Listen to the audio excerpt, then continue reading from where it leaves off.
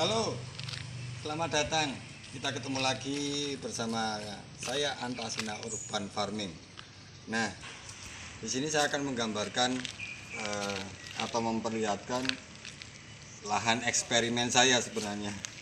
Jadi sebelum saya melangkah ke lahan yang lebih besar, saya mencoba di lahan yang kecil ini dulu. Karena saya pertama kali kan jadi petani polybag tuh. Kalau petani polybag kan jelas medianya harus ini dan ini. Nah, terus saya mencoba langsung di tanah. Bagaimana sih caranya agar tanaman yang saya tanam bisa tumbuh juga maksimal di tanah. Di sini saya juga mempraktikkan beberapa teori-teori dari para rekan-rekan organik yang ya banyak sih rekan-rekan yang tanpa tendensi apapun dia memberikan ilmunya kepada saya pribadi. Dan di sini saya praktekkan memang ada yang berjalan, ada yang sedikit ya berjalan cuman nggak terlalu signifikan gitu. Nah, ternyata kadang yang menjadi kebingungan para petani pupuk kimia yang akan beralih ke organik full, dari pupuk kimia beralih ke pupuk organik full. Di situ akan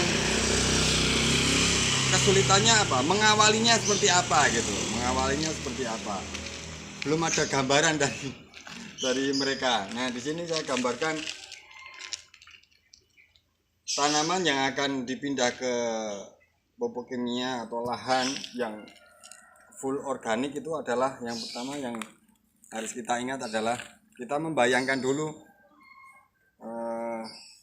gimana kita akan memberikan bekal pada tanaman. Ya contohnya seperti kalau anak kita kuliah tuh terus ngekos di suatu tempat yang berbeda kota, di situ pasti seorang orang tua akan memberikan bekal kepada mereka kan, ya bekal uang, bekal kadang makanan dan lain sebagainya. Itu sebagai contoh aja, penggambaran yang lebih simpel. Sama dengan tanaman yang ada di lahan. Di lahan organik itu juga harus dibekali juga, dibekali. Nah, perbekalannya antara lain ya seperti kalau petani bilang itu pudas, pupuk dasar. Pupuk dasar itu dasar makanan bagi tanaman tersebut. Nah, di sini saya memberikan, kalau yang ini ya, saya memberikan contoh di sini eksperimennya kan nggak semua bagus ya, nggak semua bagus karena memang berbeda-beda metode.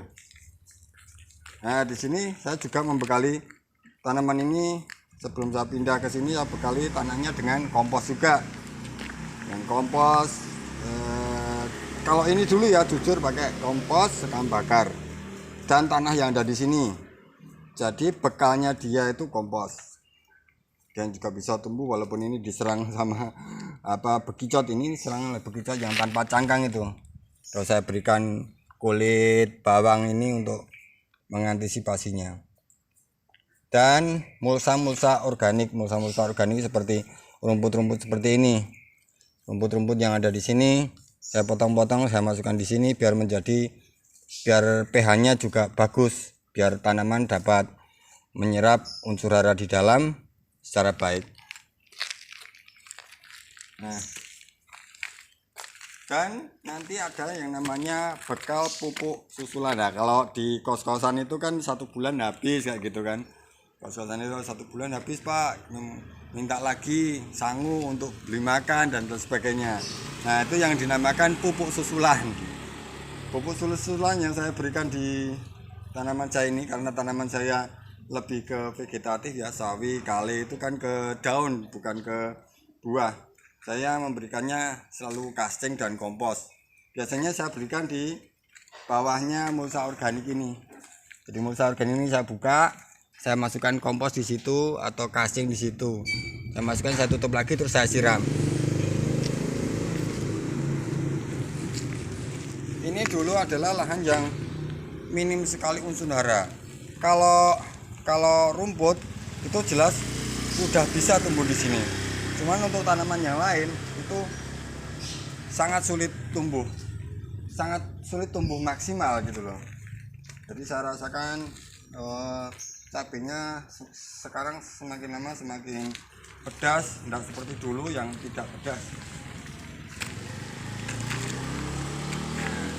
Ternyata yang saya berikan itu kompos dan casing ini tidak seperti kohe kambing ya. Kalau kohe kambing agak lama, kalau casing dan kompos itu ternyata dalam jangka beberapa bulan dia udah nggak begitu efektif, atau mungkin sudah habis ya, karena gampang terurai dan langsung dinikmati oleh para tanaman ini. Dan mulsa organik ini, mulsa organik seperti ini, terurainya kan cukup lama tuh. Walaupun dia juga bisa menjadi nutrisi, tapi kan terurainya juga lama. Dia butuh proses juga. Nanti 3 bulan ini. Kalau yang ini beda lagi. Kalau yang di sini, saya pakai cara penimbunan dulu. Jadi tanahnya saya bongkar sekitar 30 cm, saya masukkan sampah organik sebanyak-banyaknya dan macam-macam sampah organiknya. Ada daging tikus, ada jeroan ayam yang dibuang oleh para pedagang ya.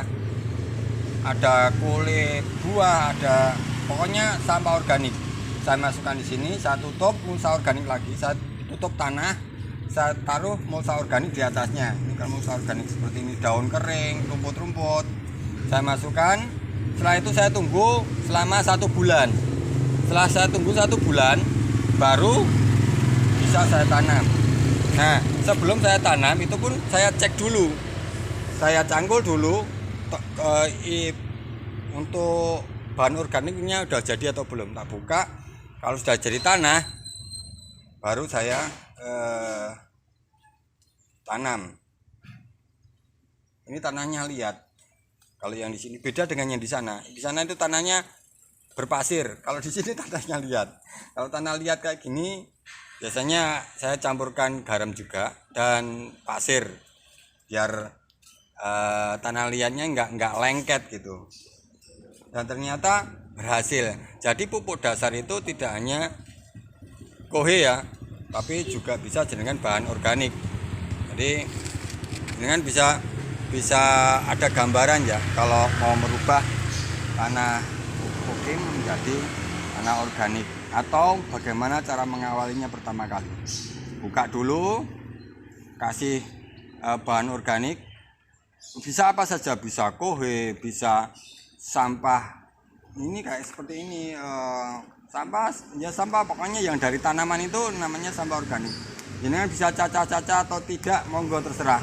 Buka, taruh di situ. Setelah itu taruh di situ, tutup lagi dengan tanah. Kalau tanah liat itu dikasih pasir dan garam biar agak pecah, jadi tidak lengket. Baru ditutup lagi. Nanti ditunggu 1-2 bulan setelah mereka terurai, baru kita tanam tanaman di sini. Seperti ini contohnya, dan berhasil ternyata. Jadi bekalnya di situ. Ditunggu 1-2 bulan, nanti jenengan buka aja, enggak apa-apa. Buka, lihat, oh sudah jadi, tandanya udah jadi. Gimana? Bahan organiknya udah nggak ada semua. Jadi tanah hitam kayak gitu. Jadi tanah semua. Seperti itu gambaran dari pupuk dasar, atau bagaimana cara mengawali merubah dari pukim ke organik, atau mau akan bercocok tanam. Contohnya seperti yang saya lakukan. Itu nggih, saya Antasena Urban Farming melaporkan dari TKP Solo.